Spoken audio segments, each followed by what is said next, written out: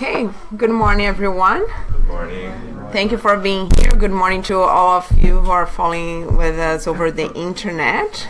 It's always nice to be here again. It seems that spring's kind of here finally, and it's a beautiful day outside.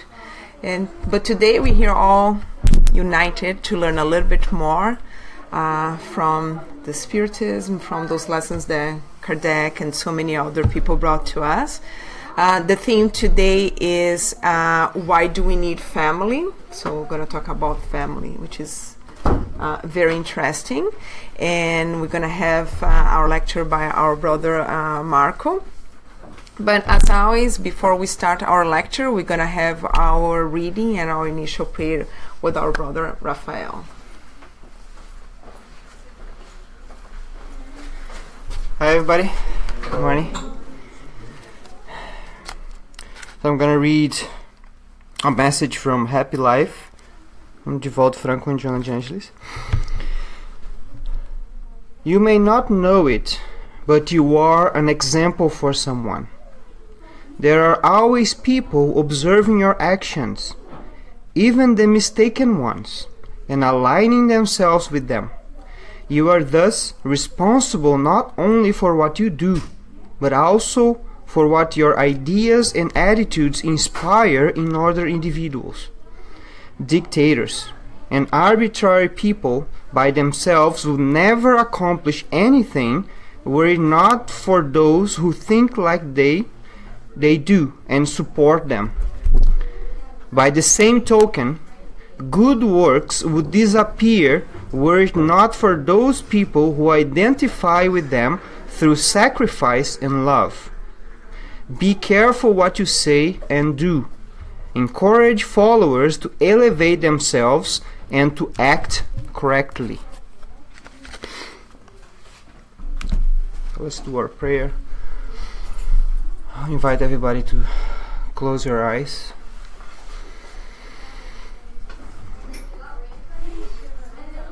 Relax your bodies. Relax your minds and your thoughts. Let us all feel the presence of our mentors, our guides, our friends from the spiritual world, our brothers and sisters, incarnate and discarnate, who come here today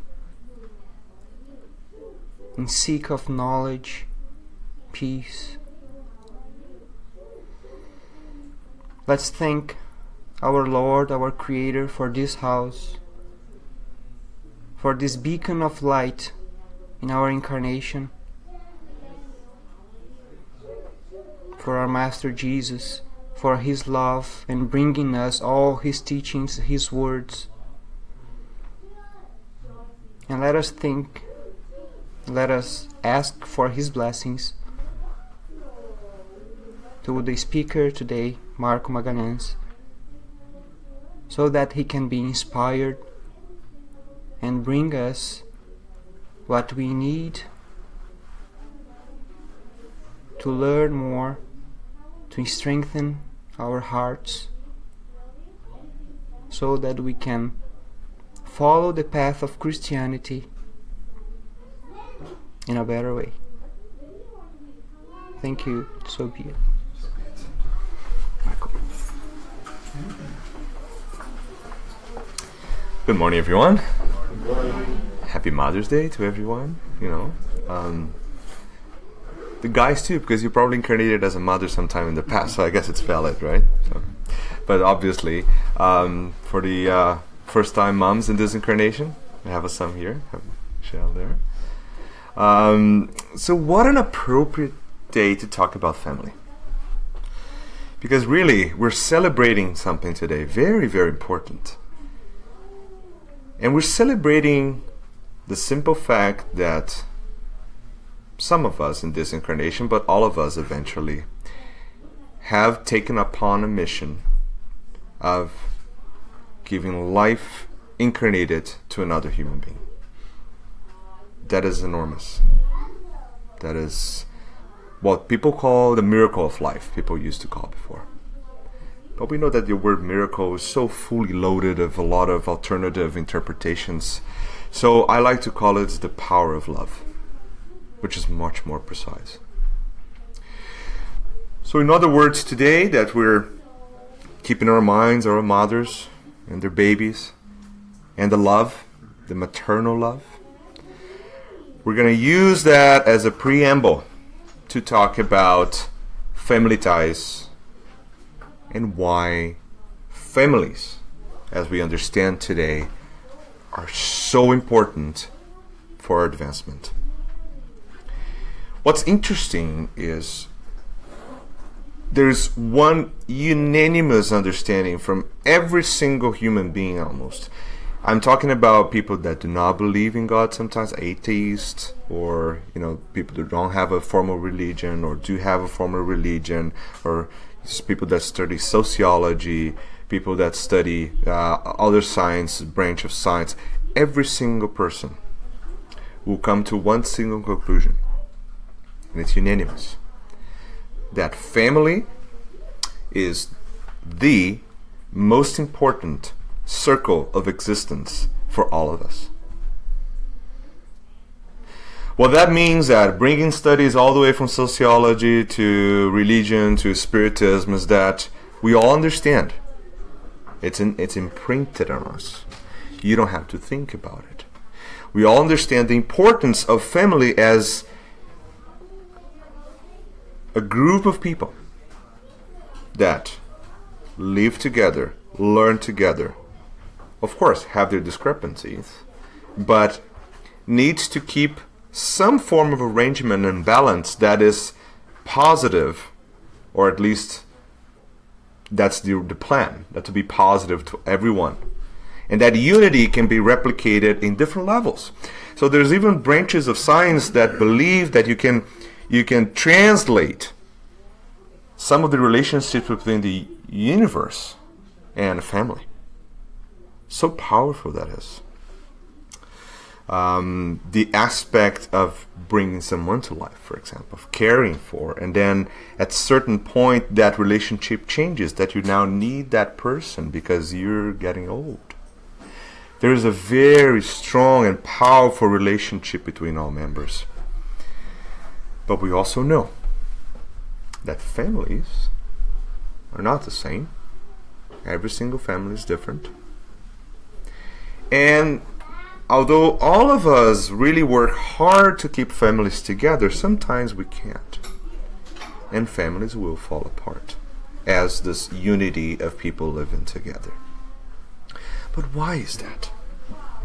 If families are so important, and if we're brought together, incarnated together, to live this experience together, why sometimes things get so wrong in our understanding? Of course, nothing's wrong, really. It's all learning opportunity. But that the family itself will transforms, instead of a beacon of light and development, into a source of stress, discontent, and anger. So that's something that is very well explained in chapter 14 of the Gospel according to Spiritism.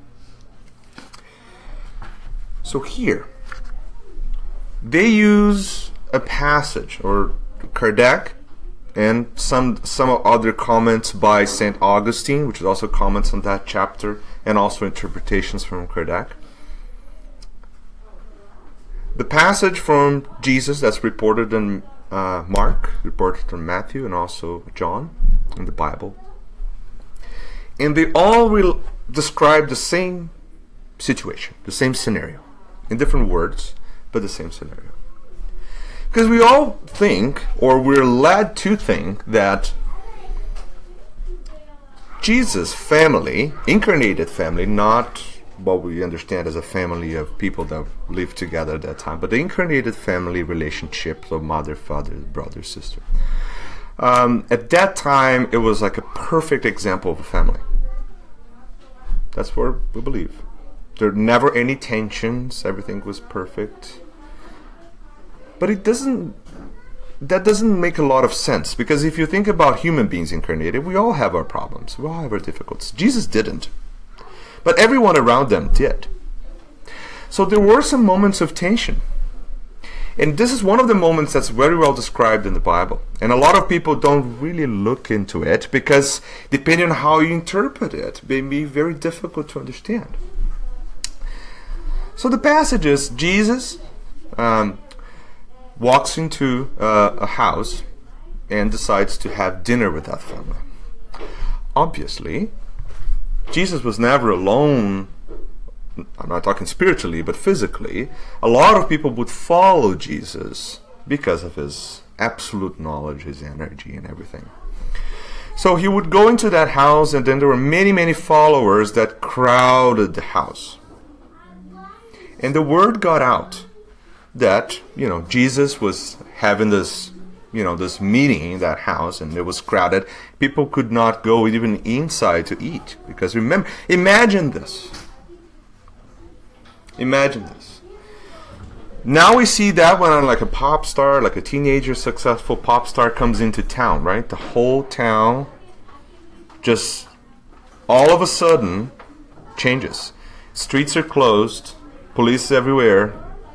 You can't go to places. It's a disaster. It's like thousands of people everywhere cherishing or following those people. Of course, I'm not comparing them with Jesus at all, obviously. I'm just trying you to picture what it is a man at that time, incarnated as the most perfect spirit that ever incarnated on earth, beyond our understanding of evolution, comes in here, and just the fact that he's close to you would make you change. And this is well described in the Bible too. He didn't need to say a word. It's very well described in every single piece of literature. That just the fact that you're close would change the energy of the environment. And this is quite obvious. Right? So, hundreds and thousands of people would follow him. Now imagine this. This is kind of a surreal idea, but if he goes into a place, obviously that place will be crowded. And then his family is called by the disciples. They couldn't go in to have dinner. And then, this is what's said. So their brothers and sisters, mother and brothers were called, and they were not happy with that situation. And if you try to put yourself in that scenario, I can guarantee you that you're probably not going to be happy with that situation. People would accuse him of being possessed by some sort of entity, and others would say he's a liar, others would say this, and others would say that. And now you're here trying to go into your place, and this guy's there with 1,000 people in your house, and you can't even go in. Would you be happy? Probably not. Some, yes. But a lot of people, no. It's quite reasonable. We would be in the same scenario. We would probably be worse at that time, right? We were probably the ones trying to kill him. So we're getting there. We're moving along. And then his family is called out. This family comes in, and then he's informed that his family, mother and brothers, as is described in the Bible, are waiting for him outside. They wanted to talk to him. And then he answers, "Who are my brothers? Who is my mother?" No one understands that. And you can imagine this. Everyone would probably say, "What? They're there. They want to talk to you." So I say to you, you are all my brothers. You are my mother and brothers. Because if we live by the word of God, we are a family. He knew that the reasons, he can read into people's thoughts. We show our thoughts everywhere when we go around. He could see it. He could feel it. He knew exactly what his incarnated family at that time wanted to say to him. And he would take every single opportunity to teach a lesson. And that's what he did with his knowledge he explained something that very few people at the time were able to understand. And even today, that little section of the Bible was edited and re-edited and edited again hundreds of times so people could make more sense of it. Because a lot of people would accuse that he was denying his mother on that little passage. And people still do it till today. That he would deny his mother altogether. He didn't go talk to her. It was like unbelievable. So after editing many times, people made it in a way, worded in a way that made more sense. But they missed the point. And that's what the gospel brings to us. That there are two different types of families. The family that Jesus is referring to is what we now call spiritual family. And the spiritual family goes way beyond of our understanding of family. Just think about this. Let's imagine a situation that you met someone for the very first time. You actually not even one incarnation ever bumped into that person. And you start a relationship from scratch, let's say, if that was even possible, because I don't think it's ever possible. You build that relationship, and then you guys discarnate and, part ways and maybe continue your lives in different scenarios. Now let's think about another scenario. You come and meet someone in this life that you've had thousands of opportunities living together. You spend thousands of hours in the spiritual world working together, trying to better yourself, to move together, to get, to develop. Then you have your, what we call, affinity of thoughts. So we think similarly. We understand things similarly. We live together. And now you re-encounter in this incarnation that person. Do you think your relationship with those two individuals will be the same? It's impossible. Because we are what we think. We are our thoughts. We are our feelings. We are our memories. So if we encounter someone who you live for many incarnations, obviously that will be very different from finding someone for the very first time. Now, that could be positive, or that could be a negative type of affinity. In other words, it could be a collection of anger that you have against that spirit for thousands and thousands of years. And now, what the divine providence does, bring the two together in a family. Because now, you have a golden opportunity to overcome and to fix all the issues that you guys developed for thousands and thousands of years of interactions. So the incarnated family is usually very different from your spiritual family. Members of spiritual family can be incarnated with you at the same time, and we know that happens quite often. But also many spirits that you may have had trouble with in the past will also incarnate together in the same family. Because a family is the tool that the divine providence created so we can put in practice the law of love each other. Because we can't do it with everyone. We know we're not there yet. If I tell you, listen, we have to love everyone, love your enemies, it's beautiful. Very few of us can do that. So the family is so powerful because it now, see, the mothers will bring this spirit back into existence in this planet. There's a lot of preparation from both sides, from mom and from kid. You bring together, and all kids are cuddly and beautiful. There's a reason for that. Would you like to see the face of your worst enemy when it's a baby? I doubt you would say yes. And that's, everything's planned. There's nothing by chance. The maternal love can wipe out a multitude of mistakes. We know that. And even Jesus said multiple times that the maternal love is the closest representation of the love of God in action. Is the closest that you can refer to that represents the love that Jesus has for us. It's far away from it, but is the closest we can see. If you go through the books of, for example, André Luiz and Between Heaven and Earth, for example, which shows great examples of that, we have examples of kids that incarnated in a family that someone that killed them 2-3 times. So, both mother, father, and the kid together agree to the fact, listen, this is why we need to go again, and we'll do it. Is that a family where you expect to see all this beautiful synchronism and affinity and a beautiful uniform relationship? Not at all.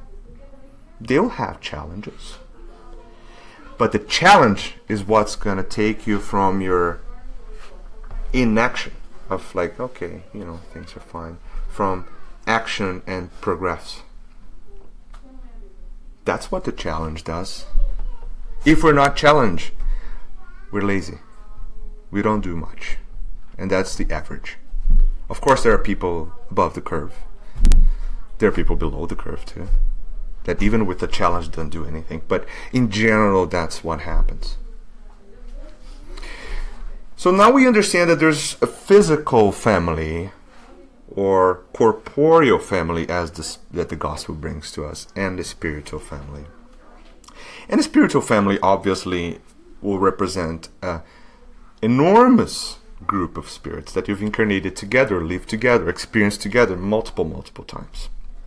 Now, we tend to come together though, as his incarnation. But we don't come in the same corporeal family.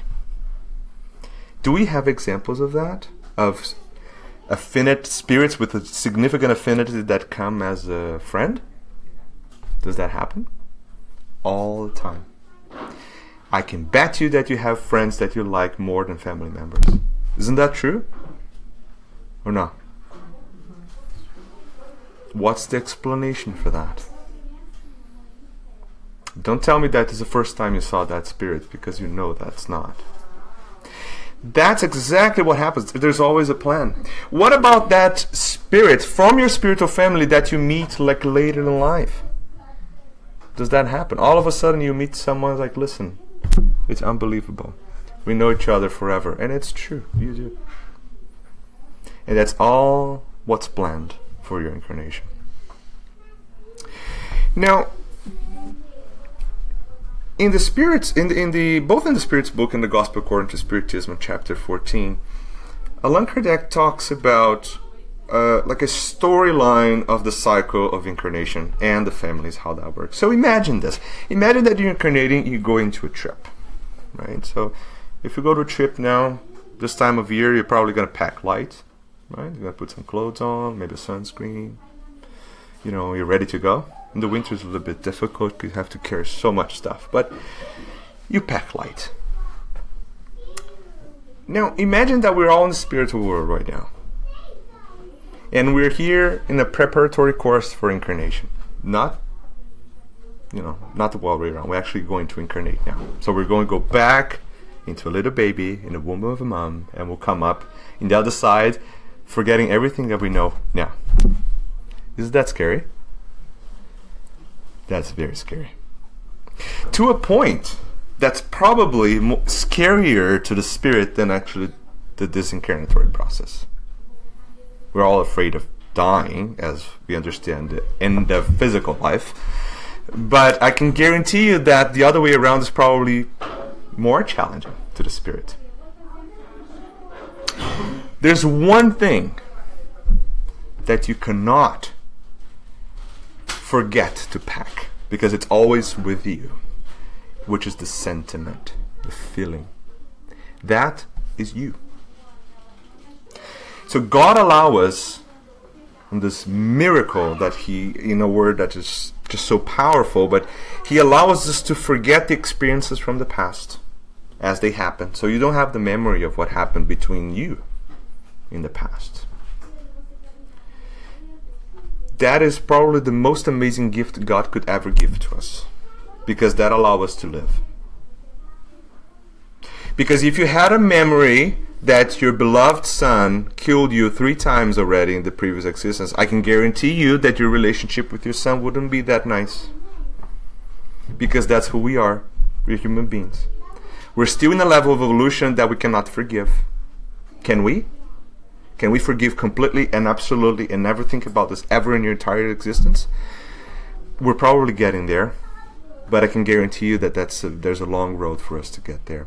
So God allows us to forget that. But the feeling that you have from that situation in the past, that you cannot forget. And that will be exacerbated at some point in life.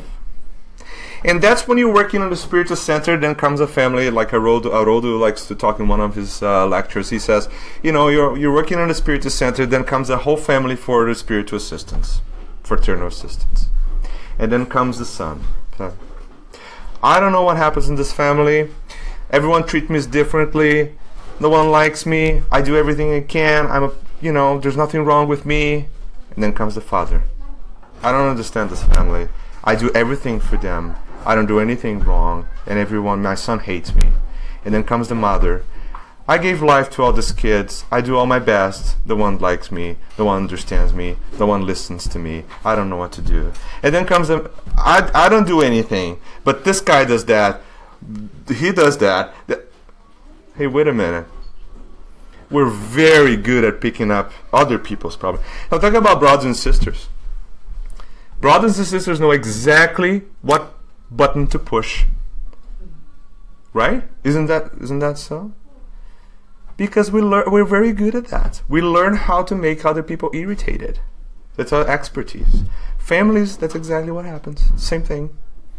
We learn from each other so much, from this existence and previous existences, that we know that if we say the word X, things will really take a turn. And we use that word in our pocket. And sometimes we use it. Brothers and sisters do it all the time. Oh, Mom, he's doing that! Okay, that's what happens. But we forget to look inside ourselves. Completely forget to look inside ourselves. But if you look at the family architecture, obviously, there's a specific reason why that group of individuals came together. Some of them came together to help each other. Some have to support someone else to fix a problem with another one. So that's why it's so common to see in a family issues between family members. So dramatic. But why is that? Because that's our chance. That is our opportunity. And if we can do in a family the charity that we want other people to do to us, that would be a good start. Another good example. Some people go and drive 2 hours to get to the spiritual center, work so hard, do this and organize campaigns and do this. And then they go home, they don't listen to their spouses. They get irritated with their son because they do nothing. They lose it. Where's the charity? Why are you not doing it in your home? Because obviously there is a life behind those individuals that you don't remember. Right? You don't need to think about what happened in the past. That's not the idea here. And if you do that, you see that that's a waste of your time. Because you have to act on the now. And that's what family allows you to do. There's so many people that are so good outside. Oh, I do this, I do that, and do that. And they can't help their own family. So family is the starting point. And that's exactly what Jesus was telling him when he was saying that. We have to help everyone here, family. And there's a broader family. And then you get to a point that the entire creation is your family. That's evolution. We'll get there.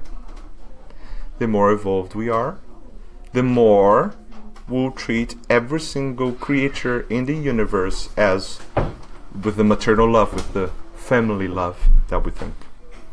That's that's our path of evolution. Okay? So we pack light to come in. So we bring our our emotions, a little bit of our memory. Sometimes some people remember more than others. That's quite common. What happens when we go to the other side? What are we going to pack? We know we can't pack material things. That doesn't work. Although a lot of people still believe it, but that doesn't work, right? What are you going to pack? Yes. You bring your experiences. You bring your frustrations. You bring the good things you've done, for sure. But the problem now is that when you get to the other side, now your mind can look back to what you've done before. And that's when the crash comes through your mind. Because you start to realize, hey, wait a minute. Oh, that individual that I hated so much in this existence. Oh, this is what happened. Oh, gee, I missed another chance. I could have done more. And then comes again the cycle again. So we realize that, listen, maybe the only way I can fix this is actually to come back again in the same family, under the care of the individual that I hate so much. And then you come together again. And then the cycle restarts with the love for the little baby coming in, that all the vibration, the energy that you devote, all that wipes out. It goes like chewing away that darkness, the cloud of anger that you built for thousands of years. Some people have to do it like thousands of times. And sometimes, in one incarnation, you can see the switch over relationships. From someone that you absolutely cannot withstand, for someone in the end of life to like, listen, I love this person. That can happen in one incarnation. And we have millions of examples of that. Millions. It doesn't need to be father and mother. It could be a cousin. It could be an uncle. It could be any type of person that you live in your family, right? So there is a passage here that I want to read to you guys, which is from the Gospel according to Spiritism, and we can briefly. I just want to briefly say this. So this is what St. Augustine says about families, reincarnation, and the trials embedded in the family structure. Of all trials, said St. Augustine, the hardest are those that affect the heart. So what St. Augustine is saying here, for the longest time, we would look at someone who had a physical disability and think, oh, that is a hard trial. And it is indeed.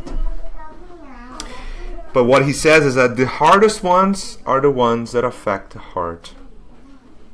And he'll explain. Some courageously bear misery and material privations, but yield to the weight of domestic bitterness. In other words, some people can actually live a very challenging life financially or professionally, and they can live with it. They can live with that challenge because that's part of their reincarnatory plans. But when it comes to dealing with the bitterness of a family member, for example, they can't take it. It's hard. Bruised by the ingratitude of their loved ones. Oh, what a pungent heartbreak that is. However, in such circumstances, what can better display moral courage than an understanding of the causes of that evil and how we need to address that? Right? God cannot want one of his creatures to suffer eternally. We know that. That doesn't happen. What can be more consoling, more encouraging than the thought that it depends on your own efforts to shorten you're suffering. It's all about you. It's all about us. And another thing that's quite interesting about this same text by St. Augustine, the Message, is that we know that families are organized according to affinities, and we know that. And we see that happens quite often. You see families of musicians, for example. They tend to come in clusters. That explains the importance of understanding spiritual family, because obviously you share that. So you come together in the family of musicians or artists or farmers, or that's quite common because you're bringing from the spiritual family and coming together. But you also have families that come together based on evil thoughts. That also happens too. Because the affinity works both ways. It could be the positive affinity or a negative one. So spirits that like to share some devious thoughts, they also come together.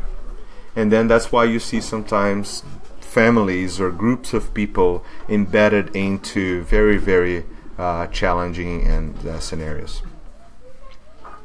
So families, in other words, are this very interesting assembly.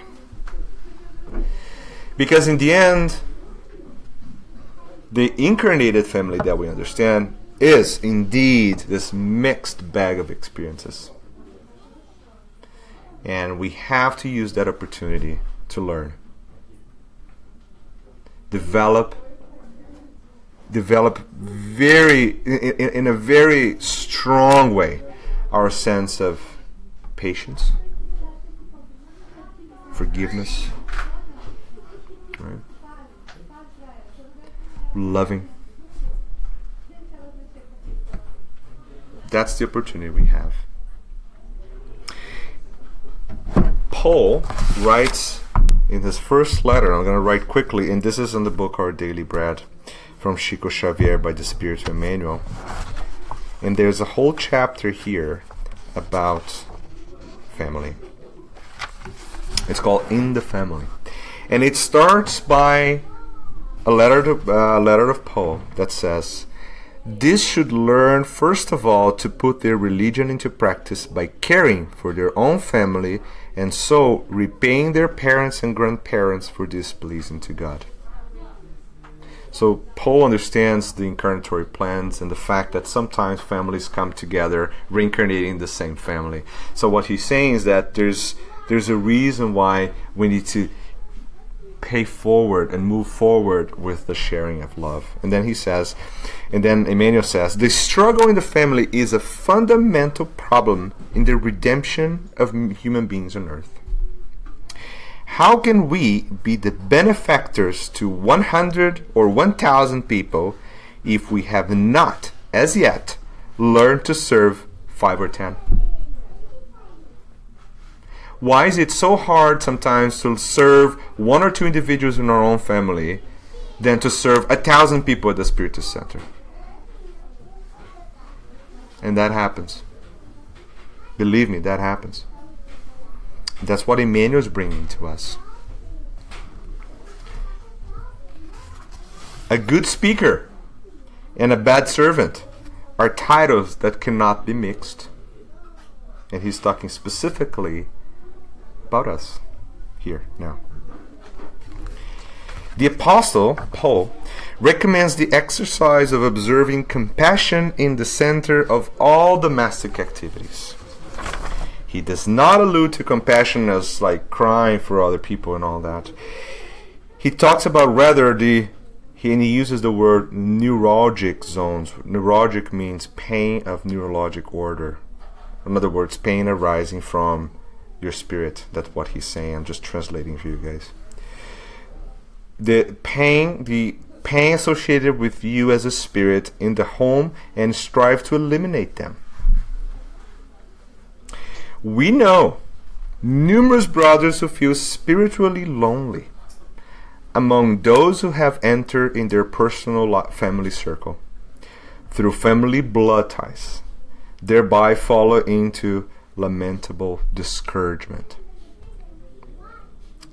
It is crucial, however, to examine the transitory physical bonds, which is the one from the physical family, cognizant that there are no casual unions in existence on earth or in the family household. There's nothing by chance. So what he's saying, literally, if you have a problem in your family, use what Jesus is telling you to do with others. We say the neighbor. When he's saying neighbor, start with your family. It cannot happen that in your own family you cannot forgive and you try to forget everyone else outside your family. That doesn't make any sense. So the two titles cannot be combined in the same sentence. You cannot be a bad person at home and a good person outside. That does not exist. It is impossible to try to help the entire world when we fail to be useful in our home. And we're not talking about here of like saying, oh my God, forgive me darling all the time. It's action. Just be the person that you talk about all the time. Just not talk about it. Oh, I'm this guy, I'm that. Just be by actions. Forgive, act, help. You don't need to ask, you don't need to say anything. Just do it. Right? So what are we going to do with this then? So we learned that families, the incarnated families that we understand today, are really this school that has a huge potential of leading you to the path of progress, fixing your problems, dealing with your issues with other people, learning, moving together with strong ties. But what are we going to do? So Emmanuel brings up 4 things that we have to remember all the time. So the first one is patience. And I mean it. Is there someone that you can't stand, that you just like all the time at home? Patience. Stop saying, stop yelling at people. Stop being, aggressive and say, I can't stand that. No. Patience. Think about it. Put it in practice. Right? Embrace the ones that irritate you the most. That's what Emmanuel says. Start it at home. I know it's hard to do it outside. Start at home. Forgive. And this is the biggest one. And forgiveness is not only this temporary act of forgiveness. It's like, oh, you've done that? Okay, I forgive you for that. That doesn't work. Forgiveness had to take in consideration the fact that you guys have been working together to improve yourselves for many, many thousands of years. So forgiveness is not a transient action. Forgiveness is a continuous act. You can't say to someone, oh, yeah, no, that's okay, I forgive you, that's fine. And then the next second, you just all of a sudden go into that same mode again. That doesn't work. It has to be continuous. It has to be an effort of forgiveness. How many examples we have of individuals incarnating as father, mother, and son that have in the past done atrocities between each other. That happens all the time. And the feeling that we bring together, remember when we go into the cycle of incarnation, and we share, we keep that feeling in the back. So, there are many parental relationships between son and father, for example, that really derail at some point when the kid starts to grow, because we know that around the age of 7, the spirit is completely aware and fully capable of using his body. So he will show the traits of his personality.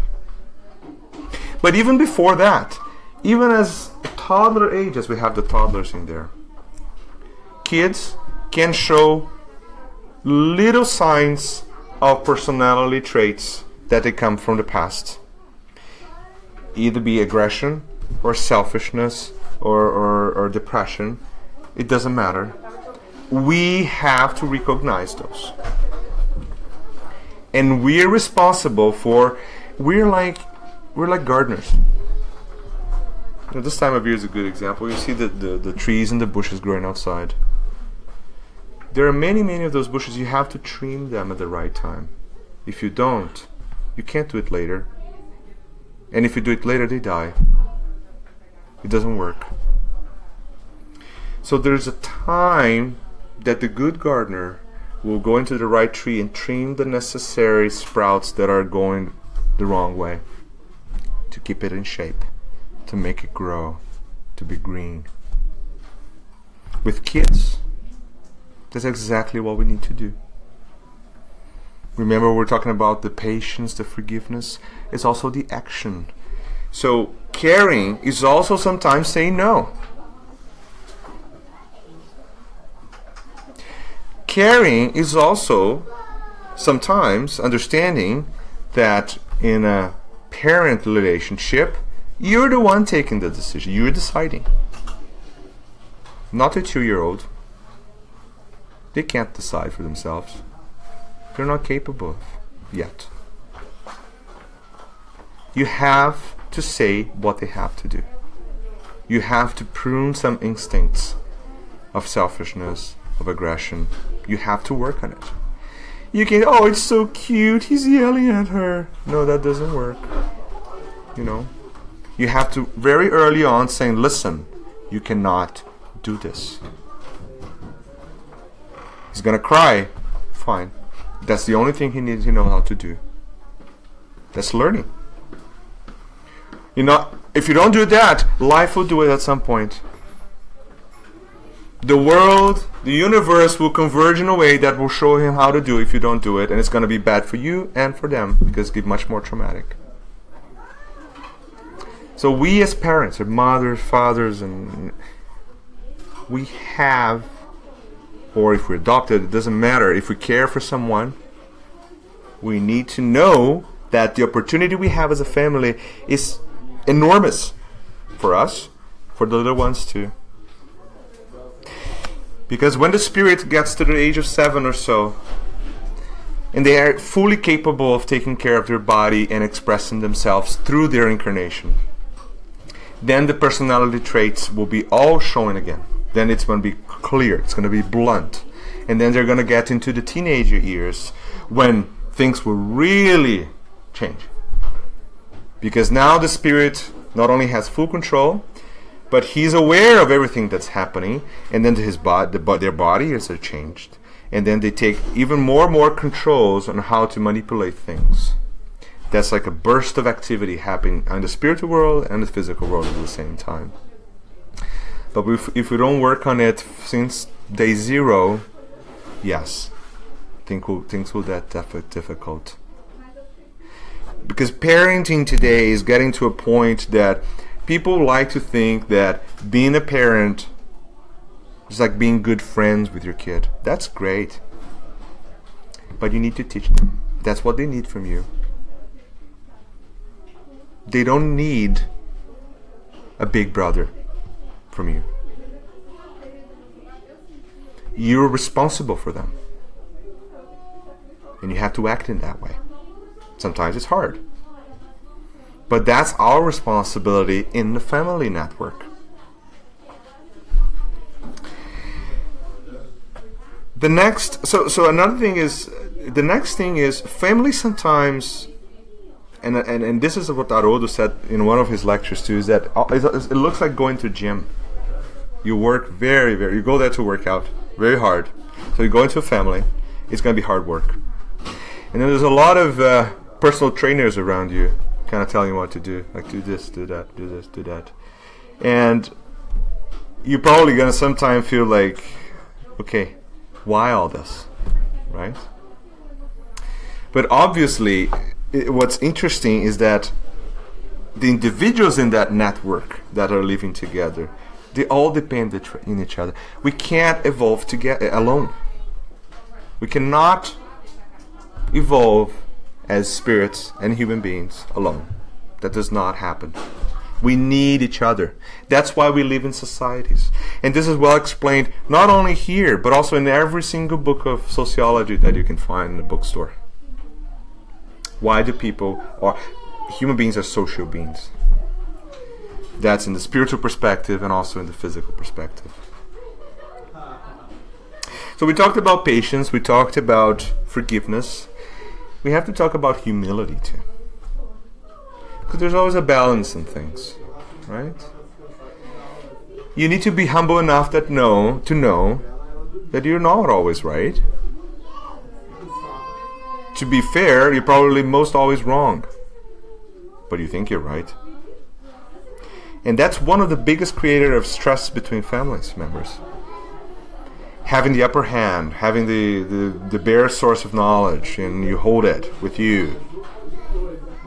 That's quite problematic. So that will cut down on the selfishness, that will cut down on all the other vices that you bring with you. Be humble. The next one is to, and I think that's probably the most important one, is to love unconditionally. It's not the type of love that say, yeah, I know I love you and all that. You kept saying that all the time. No, it's by actions, by caring, by sharing, by being there for someone. The acts of true love. And when that other person really steps on your toe and you're like, love, patience, forgiveness together. So you can bring down your own difficulties, because as I told you before, the vast majority of time that we're saying that someone is doing something, look at you. There's something on you that is either exacerbating or triggering or causing the whole thing. Always, we are social beings. Oh, people don't like me. Do you think everyone doesn't like you? Do you think that's even possible? People don't understand me. That's what you hear all the time. Oh, no one understands me. No one listens to me. What are you saying? What are you saying from in here? Not what's coming from your mouth. People will listen to you if your thoughts are aligned with that. People will listen to you if the vibrations you're expelling from your spirit are in resonance with the ambience. If you want to go talk to people and your vibrations are not connected to that scenario, you can say whatever you want for how many hours you want. People fall asleep, but they're not going to listen to you. Because what we say, the vibration of the air that comes from our mouth, is irrelevant. In the spiritual world, all I would have to do is think about what I'm saying. Everyone would see it. Here we have to use the air, vibrate the air so your ears can pick it up. But we understand that is just a little complementation to the bulk of the message, right? So those are the things that we have always to keep in mind. Look at you. What are you feeling? What do you feel towards another person in your home? Do you have a problem with that person? What can you do to make it better? Even if they don't. Even if, as a parent, everything you've done in the course of this existence didn't work, and something happened to your son, your beloved son, that was not what you expected. At least you're going to be with your conscience, understanding that you've done everything you could. And sometimes that has to occur multiple times, hundreds of times. We have so many examples in the literature. that unfortunately we don't have a lot of time to go through. But if you look at the literature, particularly from André Luiz and his sequence of books from Nosso Lar, you see the evidence behind everything we're saying here. So the message today is not only to say Happy Mother's Day, and I want you to really look inside your own heart and try to have an idea of what are the thoughts that you have towards other people. Because I can guarantee you that whatever issue you have with someone, you can actually pick it up right there by the energy that you vibrate towards that person. And you can work on it. Because as we hear in the gospel in St. Augustine, do it now. You're already past time for a long time. Thank you very much. And I don't know if you have any questions. Marcos, for Yep. a great lecture. So, do you have any questions, comments? No? Just want to make a comment, just to Yes. remember about raising the kids and educating, right? Yeah. And we're talking about family.